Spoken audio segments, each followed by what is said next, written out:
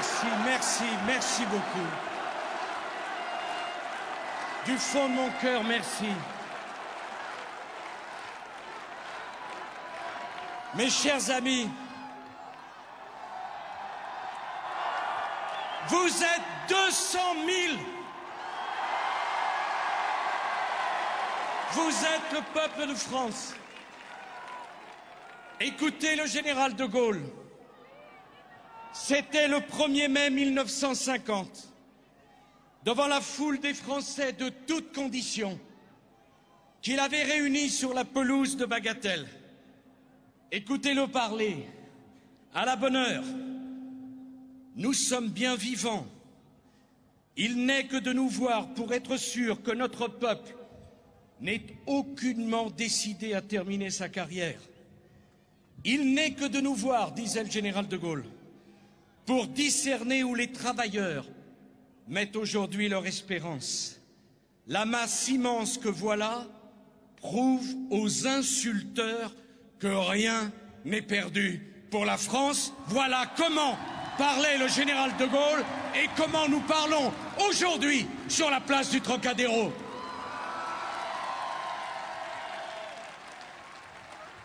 Avec le général de Gaulle,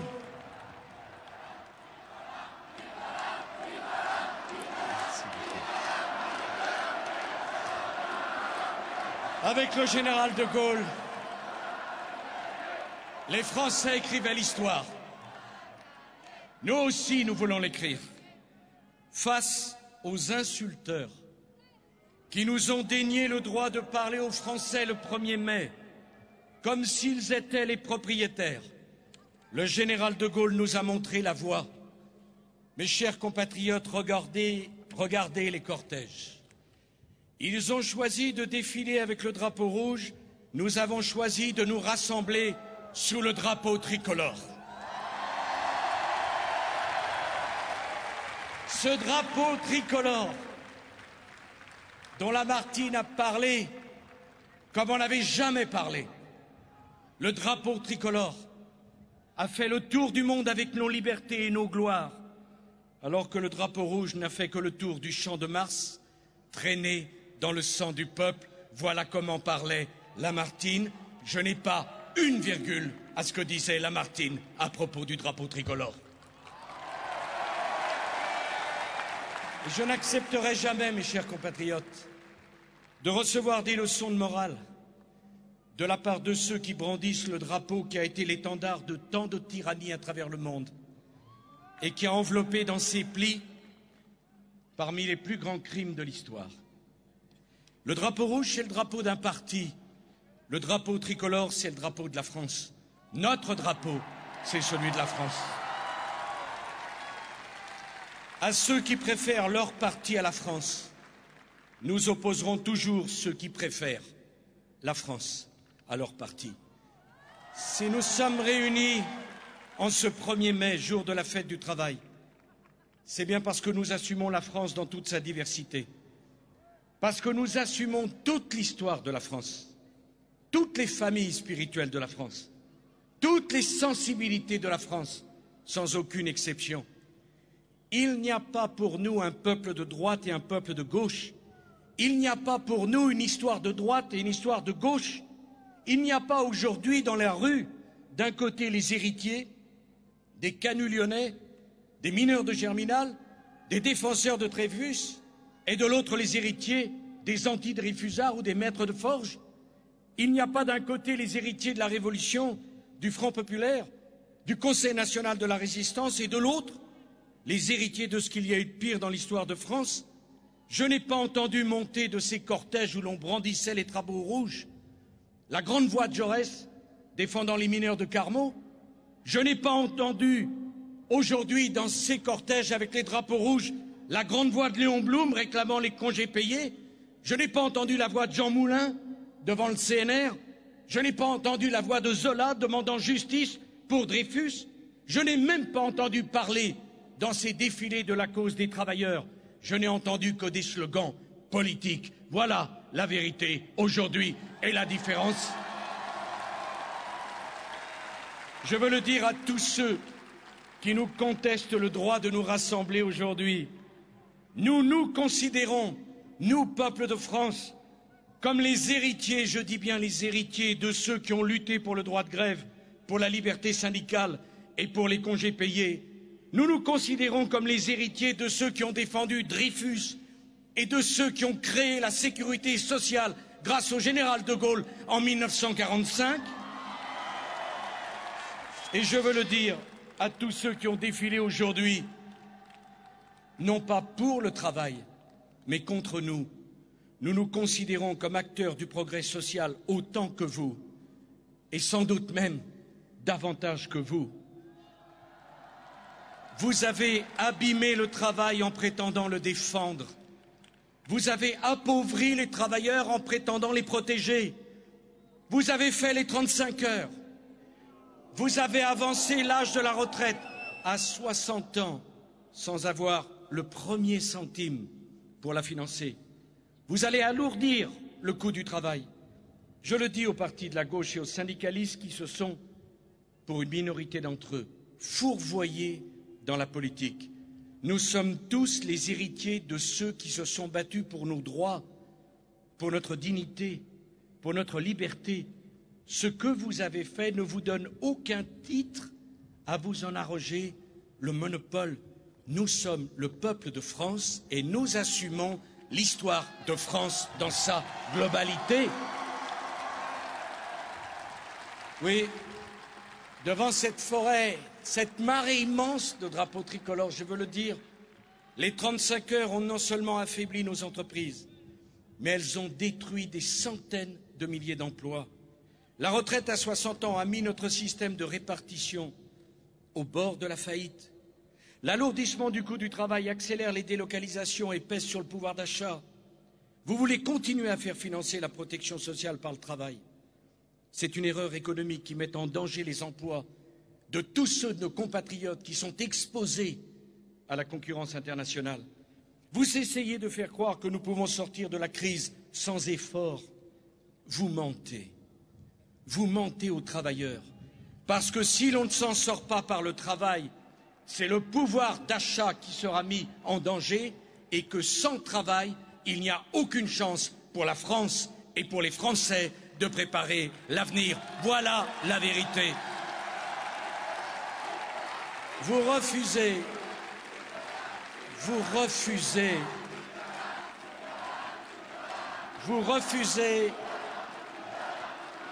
le partage. Vous refusez le partage des bénéfices entre les actionnaires et les salariés, comme vous avez refusé la participation au général de Gaulle, parce qu'au fond, vous n'avez pas abandonné cette vieille lune de la lutte des classes qui dresse les uns contre les autres, les ouvriers et les patrons. Vous prétendez rassembler avec une idéologie qui divise. Vous préférez et vous prétendez unir avec des propos qui blessent. Je veux m'adresser aux syndicats. Je veux leur dire ici qu'il n'y a pas de démocratie sans liberté syndicale. Je veux leur dire que dans une société comme la nôtre, où les tensions sont si vives, où la difficulté à s'écouter et à se parler est si grande, que le dialogue social est à mes yeux absolument indispensable. Tout le monde a quelque chose à gagner à la discussion. Tout le monde a quelque chose à apprendre de celui qui a un point de vue différent, une expérience différente. Tout le monde a quelque chose à gagner à l'effort pour trouver un accord.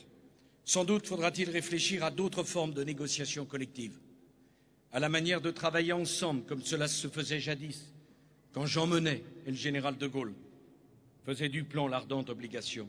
Et je n'oublie pas le rôle décisif des partenaires sociaux dans la reconstruction de l'après-guerre et dans les 30 glorieuses. Pour faire face, la France doit être soudée, la France doit être unie, la France doit se rassembler. Mais je le dis aux syndicats, posez le drapeau rouge et servez la France. Je le dis aux syndicats, servez les travailleurs qui vous font confiance, car il n'y aura pas d'avenir pour les salariés, il n'y aura pas d'avenir pour le travail, il n'y aura pas d'avenir pour notre protection sociale. Si la France s'affaiblit, si la France s'appauvrit, si la France décroche. On ne peut pas séparer le destin de chacun du destin de tous. Il n'y a pas d'un côté des destins individuels et de l'autre le destin de la France. Les deux destins, celui de chacune de votre famille et celui de votre patrie, sont liés. Je dis aux syndicats, laissez de côté les partis, parce que ceux que vous soutenez aujourd'hui ne vous le rendront pas. Laissez de côté les partis, car votre rôle n'est pas de faire de la politique. Laissez de côté les partis, car votre rôle n'est pas de défendre une idéologie. Votre rôle est de défendre les salariés et de défendre le travail. Rappelez-vous votre mission, ne la trahissez pas. Laissez les partis, mes chers amis, mes chers compatriotes, je leur dis laissez les partis, parce que dans la République, ce ne sont pas les syndicats qui gouvernent, c'est le gouvernement. Ce ne sont pas les syndicats qui font la loi, c'est le Parlement. Et dans la République française, c'est le peuple qui décide. Et dans la République, quand il y a blocage, on donne la parole au peuple. C'est cela, la République française. Alors laissez le drapeau rouge, laissez les partis, remplissez la mission qui est la vôtre dans une démocratie. Remplissez la mission forte qui est la vôtre dans la République. Regardez le monde tel qu'il est. Proposez aux salariés de construire l'avenir sur des réalités et non pas sur des mensonges ou des chimères. En comprenant que dans un monde qui bouge autant, nous ne pouvons pas, nous autres Français, demeurer immobiles. Si nous voulons que rien ne change, quand tout change autour de nous, alors ayez le courage de dire la vérité, nous perdrons tout. Nous n'avons pas le droit de tromper les Français. Et vous n'avez pas le droit de tromper les salariés. Mentir aux salariés, c'est leur faire croire que l'on peut faire l'économie du changement. C'est leur faire prendre un risque énorme. Regardez ce qui arrive aux pays qui n'ont pas fait à temps les changements nécessaires, qui n'ont pas pris à temps les décisions qui s'imposaient. Regardez donc ce qui se passe en Grèce, ce qui se passe en Espagne. Personne ne veut de cela en France. Et pourtant, si nous n'avions pas fait, avec le gouvernement, avec François Fillon, ce qu'il fallait faire, nous connaîtrions aujourd'hui la situation de l'Espagne.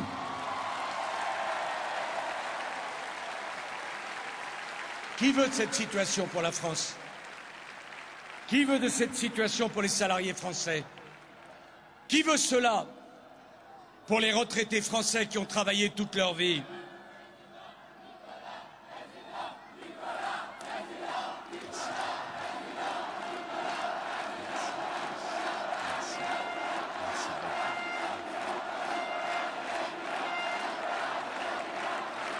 Je vous propose, et je me bats, et je me battrai jusqu'à la dernière seconde de la dernière minute,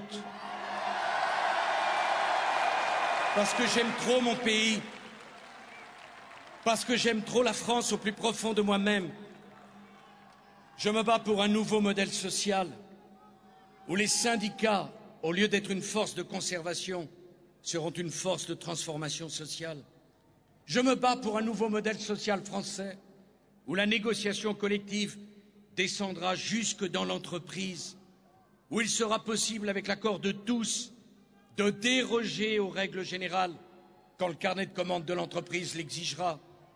Je me bats, je veux un nouveau modèle français où chacun prendra ses responsabilités, où l'entreprise ne sera plus mise en difficulté simplement parce que les règles générales seront inadaptées à son cas particulier.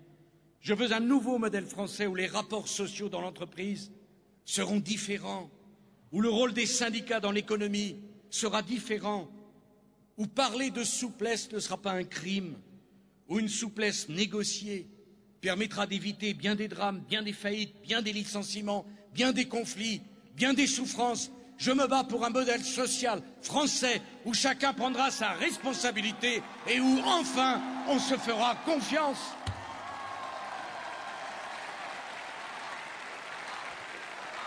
Mes chers amis, à tous je veux le dire, si nous avons pris le risque de nous rassembler, c'est parce que si nous avons pris le risque de nous rassembler, ce n'est pas pour manifester contre quiconque. Nous n'avons pas d'ennemis, nous n'avons pas d'adversaires. Nous avons la France dans le cœur. Voilà le message du rassemblement de la place du Trocadéro.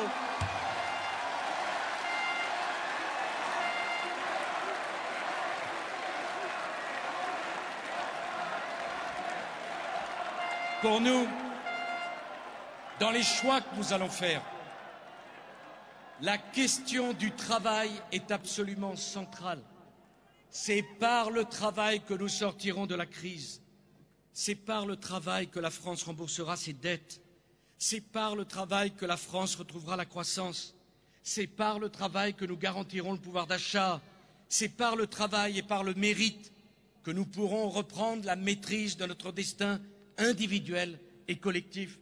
Oui, je veux un nouveau modèle social français où le travail sera reconnu comme une valeur, où l'on ne cherchera pas à le décourager, où on n'empêchera pas ceux qui veulent travailler de travailler, où on ne partagera pas le travail, parce que c'est le travail qui crée le travail et le partage du temps de travail qui crée le chômage.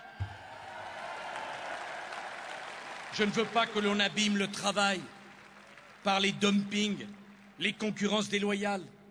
Je veux protéger le travail. J'ai osé le mot frontière, je le sais. Cela fait débat. Mais si j'ai mis les frontières au centre de mon projet, c'est parce que les frontières expriment ce refus du laisser-faire, du laisser-aller, ce refus du tout se vaut, tout est permis, plus rien n'a de valeur. Ce refus de considérer qu'il n'y a aucune hiérarchie entre les sentiments, les situations et les choses. S'il n'y a plus de frontières entre l'Europe et le reste du monde, si tout est ouvert, si le rapport aux autres n'est plus maîtrisé, si entre chez nous et chez les autres, si entre le dedans et le dehors, il n'y a plus rien, si le travail français avec toutes ses charges, avec toutes ses règles, est mis en concurrence sans protection avec le travail de pays qui ne respectent aucune règle, qui pratiquent des dumpings monétaires, des dumpings sociaux, des dumpings environnementaux, où les salaires sont très bas, où il n'y a pas de sécurité sociale, pas de droit du travail, où l'on fait travailler les enfants, où l'on fait travailler les prisonniers. Alors comment le travailleur français et le travailleur européen pourront-ils résister à une situation qui ferait que l'Europe devienne une passoire? Nous n'avons pas fait l'Europe pour cela.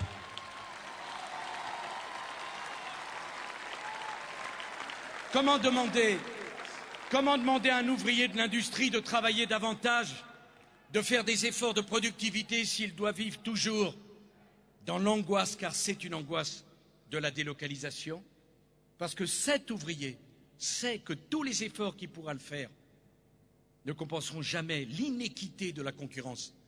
L'Europe ne doit plus accepter les dumpings. Se résigner à l'effacement des frontières entre l'Europe et le reste du monde, c'est le premier acte par lequel une nation renonce à maîtriser son avenir. Il faut des frontières à l'Europe.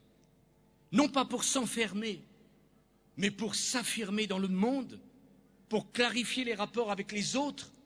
Il y a une civilisation européenne que nous voulons défendre. Il y a un modèle européen que nous voulons protéger. Il y a un humanisme européen que nous ne voulons pas laisser diluer dans un monde sans principes, sans règles, sans régulation et sans frontières.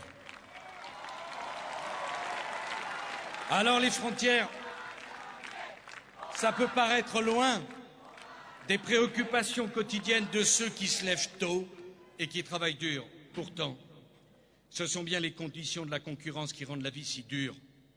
Si l'euro est trop fort, pas une seule de nos entreprises ne pourra s'en sortir. Si l'immigration n'est pas maîtrisée aux frontières de l'Europe, si nos marchés publics sont ouverts alors que les autres ne le sont pas, si nous ne pouvons pas réserver une part de nos marchés à nos PME, s'il n'y a pas de traçabilité des produits que nous importons, alors la vie pour ceux qui travaillent sera de plus en plus difficile. Alors tous ceux qui travaillent continueront de percevoir l'avenir non comme une promesse, mais comme une menace. Je veux un nouveau modèle social français, où tous les secteurs se sentiront solidaire, où le travail sera enrichi par la formation de chacun. Je veux un nouveau modèle social français où plus aucun enfant n'entrera au collège sans savoir lire, écrire, compter, où l'école sera attentive aux fragilités de chacun, où les professeurs seront davantage présents au collège et au lycée pour que les élèves puissent s'appuyer sur eux. Je veux un nouveau modèle français où l'État ne sera plus un État bureaucratique, mais un État entrepreneur, servant d'appui à tous les entrepreneurs et à tous les créateurs. Je veux que le travail soit créatif, productif. Je veux un nouveau modèle français où la question du coût du travail ne sera pas tabou. Je veux un nouveau modèle français où le poids des normes et des règles qui pèsent si lourdement sur chacun de vous sera allégé, parce qu'au lieu de protéger le travail, l'excès de normes finit par le détruire. Je veux un nouveau modèle français où l'on ne cherchera pas à diminuer le coût du travail en abaissant les salaires. Parce qu'en France, je veux le dire en prenant mes responsabilités, le salaire n'est pas trop haut, il est trop bas. Parce que la baisse des salaires, ça serait entrer dans le cercle vicieux de la dépression et de la récession. Augmenter les salaires et diminuer le coût de travail, voilà le défi immense des 5 années qui viennent. Diminuer le coût du travail, nous le ferons en finançant une réduction des cotisations familiales par la TVA anti-délocalisation. Je ne comprends pas l'absence de sincérité de tant de responsables.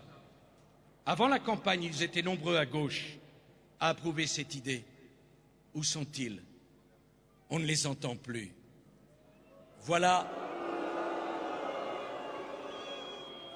la gauche, celle qu'on entend, qui crie à l'injustice. Parce que j'affirme qu'on ne doit pas faire l'Europe du consommateur, mais l'Europe de l'entrepreneur, l'Europe du travailleur, l'Europe du producteur. Parce que le jour où le consommateur est au chômage, qu'est-ce qu'il lui reste pour consommer? La gauche, celle que l'on entend, crie à l'injustice parce qu'il s'agit de faire payer le consommateur, mais les délocalisations, ce n'est pas un drame? Ce n'est pas une injustice? Il y a vous qui refusez ce que nous proposons. Que proposez-vous? Rien, comme d'habitude? Une commission? Une réflexion? Une dilution des responsabilités? Et le chômage, ce n'est pas injuste? Et celui qui n'a plus de travail, j'aimerais savoir ce qu'il peut consommer. Et puis il y a l'autre voie, celle de la participation que le général de Gaulle a ouverte contre la gauche, contre les syndicats, contre toutes les forces du conservatisme. Nous avons voulu la prime dividende, mais je veux un nouveau modèle français où, j'ose le mot, le capitalisme des entrepreneurs aura remplacé le capitalisme financier, car le capitalisme financier trahit les valeurs de l'économie de marché. Voilà ce que je pense et que je voulais vous dire.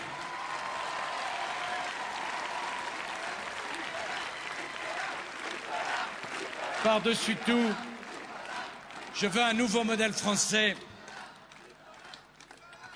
où la réussite ne sera plus regardée avec suspicion, mais où la réussite sera un exemple. Je veux un nouveau modèle français, et je le leur dis, notamment aux socialistes, où le talent et le mérite seront récompensés. Je veux un nouveau modèle français où chacun pourra conserver assez du fruit de ses efforts pour pouvoir se constituer un patrimoine et le transmettre un jour à ses enfants. Je veux un nouveau modèle français où le travail engendrera le patrimoine et où le patrimoine sera la récompense du travail. Le travail et le patrimoine ne sont pas des mots tabous pour le peuple de France. Et je veux dire à tous ceux qui ne connaissent pas la France du travail que lorsque la France du travail considère son patrimoine, elle ne le regarde pas comme une valeur pécuniaire. Elle le regarde, son patrimoine, comme des dizaines d'années de labeur, de sueur et d'effort. Elle y voit dans son patrimoine toutes les peines, tous les sacrifices que cette France du travail a mis pour constituer ce patrimoine. Elle le regarde avec émotion, car lorsque chacun d'entre nous se retourne ainsi sur sa vie, il est ému en pensant à ce qu'il a réussi à construire. Eh bien, je veux dire à cette France du travail qu'elle n'a pas à s'excuser pour son patrimoine, pour son travail, pour son mérite, pour ses efforts. Je veux lui dire qu'elle n'a pas à s'excuser Parce que ce qu'elle possède, la France du travail, elle l'a gagné. Son patrimoine, c'est le sien.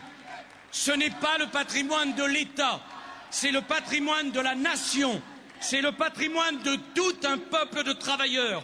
On n'a pas le droit de le lui prendre, on n'a pas le droit de le lui confisquer, on n'a pas le droit de culpabiliser la France du travail. Voilà mon message de la place du Trocadéro.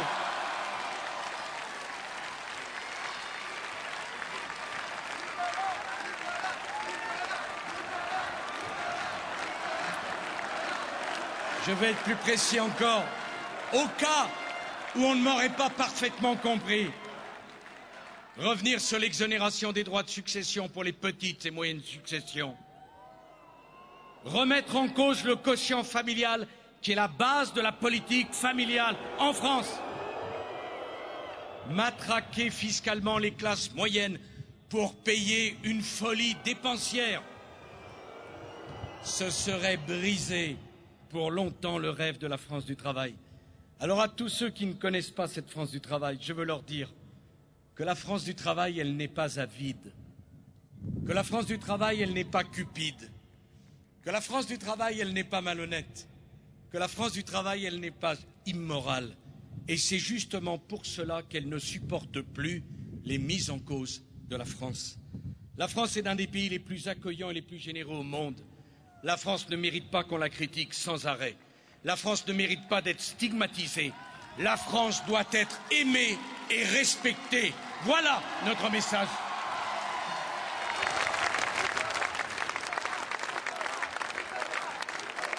Enfin, je veux un nouveau modèle social français où ceux qui ont travaillé toute leur vie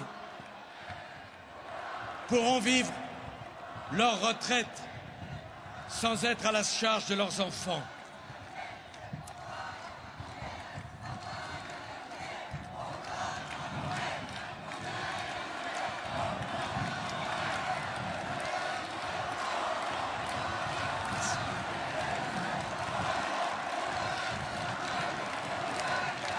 Mes chers amis, encore un ou deux mots. Je veux, dans ce nouveau modèle social, que celui qui a travaillé toute sa vie puisse vivre sans être à la charge de ses enfants. C'est pour moi important. Il y a tous les retraités qui peuvent aider leurs enfants, et tant mieux. Et à ceux qui ne le peuvent pas, qui en souffrent, mais à qui je n'ai pas voulu qu'ils subissent cette humiliation de devoir tendre la main pour que leurs enfants les aident. C'est pour cela que nous avons voulu la réforme des retraites, pour qu'aucun retraité n'ait à demander à ses enfants de l'aider à vivre. C'est une question de dignité, c'est une question morale, c'est une question de justice. Je dis d'ailleurs qu'il n'est pas juste que le petit retraité qui vit avec le minimum vieillesse ne soit pas davantage aidé pour qu'il puisse se soigner. Je veux réparer cette injustice. Si j'ai voulu reculer l'âge de départ à la retraite, c'est parce que je n'ai pas voulu diminuer les pensions.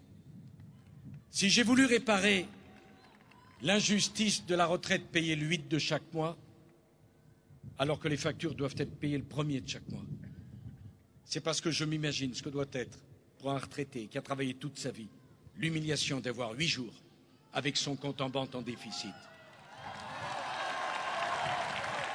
Je veux un nouveau modèle français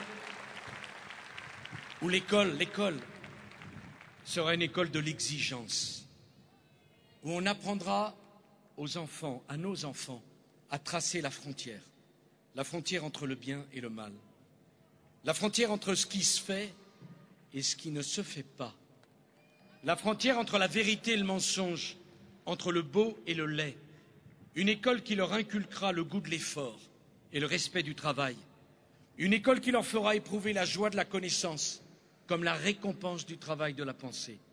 Parce que c'est sur le socle des valeurs que la famille et l'école transmettent aux enfants que se construit le modèle social français de l'avenir. Mes chers compatriotes, ce projet que je vous présente n'est rien d'autre que le rêve d'une nation française rassemblée, fière de ses valeurs, j'ose le mot, de son identité. Si on conteste à la France son identité, qu'aurons-nous à partager avec les autres identités dans le monde? Croyez-vous que la Chine ne défend pas son identité? Que le Brésil ne défend pas son identité? Que les États-Unis d'Amérique ne défendent pas leur identité? Si nous renonçons à notre identité, nous n'aurions rien à partager avec les autres identités dans le monde. Alors oui, peuple de France, nous sommes différents et par-dessus tout, nous voulons le demeurer. Nous sommes la République et pas seulement la démocratie. Nous ne voulons à aucun prix du communautarisme parce que nous sommes républicains et qu'en République, les tribus et les communautarismes, nous n'en voulons pas. Nous sommes les héritiers d'une immense culture. Nous sommes les enfants de Voltaire, de Chateaubriand, de Victor Hugo, de Maupassant. Nous ne voulons à aucun prix de l'aplatissement culturel du monde. Nous voulons garder notre langue, notre littérature, notre cinéma, notre musique, notre art de vivre. Nous sommes les héritiers d'une immense histoire. Les héritiers de Jeanne d'Arc, de Bonaparte, du général de Gaulle, les héritiers de la Renaissance, de la Résistance, des 30 Glorieuses. Nous ne voulons pas d'une petite ambition, nous voulons de grands projets pour un grand pays qui s'appelle la France. Nous ne voulons pas de la jalousie, nous ne voulons pas de l'égalitarisme, nous ne voulons pas de l'amertume, nous ne voulons pas de la haine, nous ne voulons pas de la lutte des classes, nous ne voulons pas du socialisme.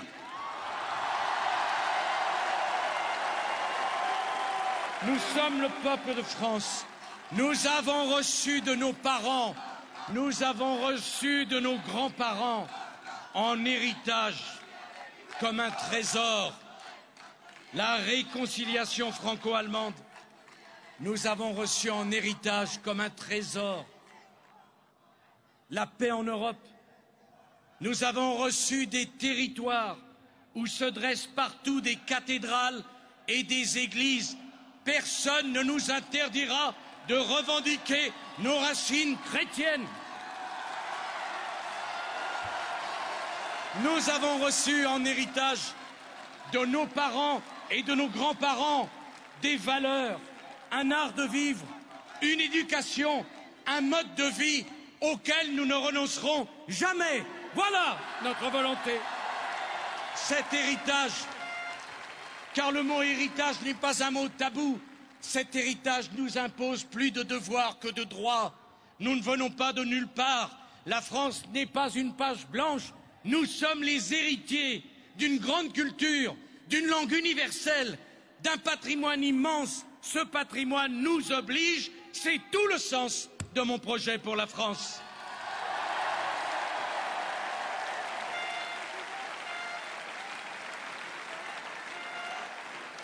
Alors, mes chers amis, enfin, ce que je vous propose, ce n'est pas la fermeture, jamais. Ce n'est pas la haine, jamais. Ce n'est pas la peur, jamais. Ce n'est pas le repliement sur soi, jamais. Ce n'est pas la frilosité, jamais.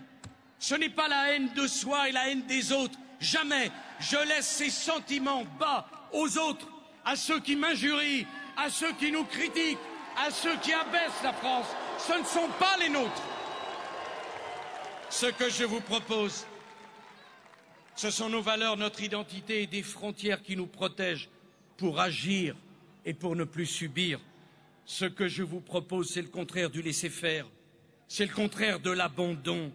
Ce que je vous propose, c'est la République du mérite, celle de Jules Ferry, celle du général de Gaulle.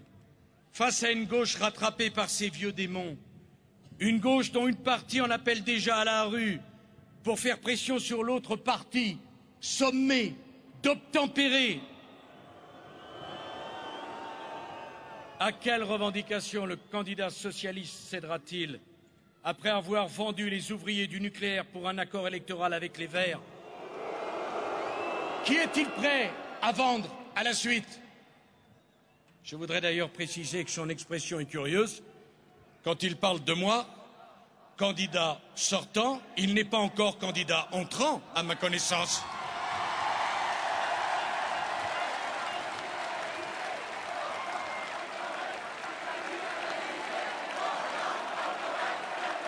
Pour finir, écoutons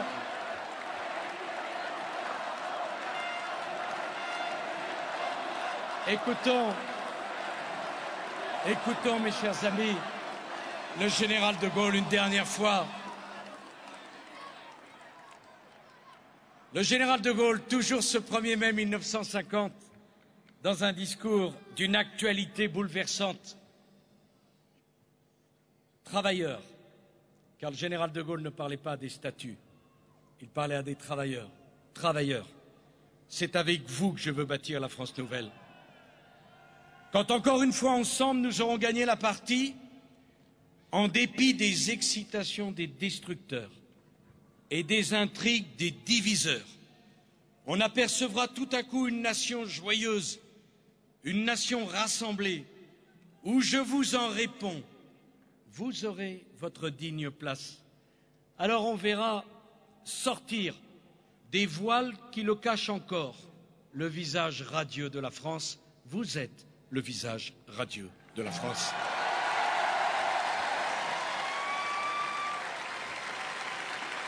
Alors il reste 3 jours. 3 jours pour expliquer, 3 jours pour convaincre, 3 jours pour entraîner, 3 jours pour que chacun comprenne que dimanche, il ne votera pas pour un candidat, mais pour lui-même. Il ne votera pas pour un candidat, mais pour son avenir, celui de son pays et celui de ses enfants. 3 jours pour gagner. Vive la République et vive la France!